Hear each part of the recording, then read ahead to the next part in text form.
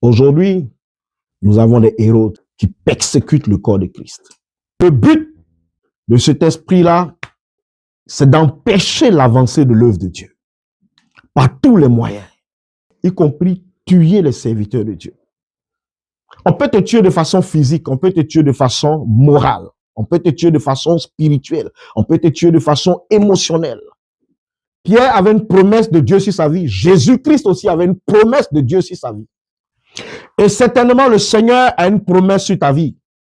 Certainement, le Seigneur t'a dit quelque chose. Certainement, le Seigneur t'a parlé.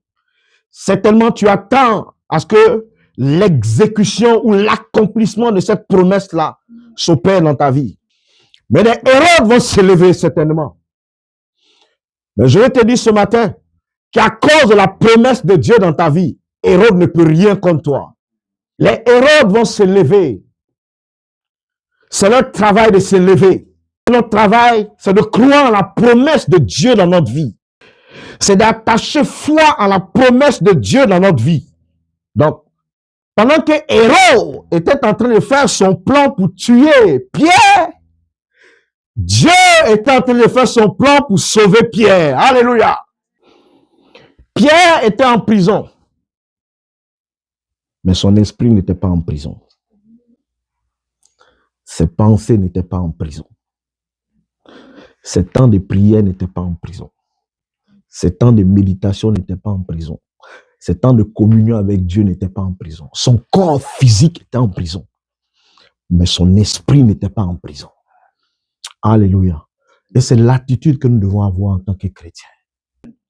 Aucune lignée d'Hérode n'aura de victoire sur toi parce que il y a une promesse de Dieu sur ta vie. Ce matin, crois à la promesse de Dieu dans ta vie.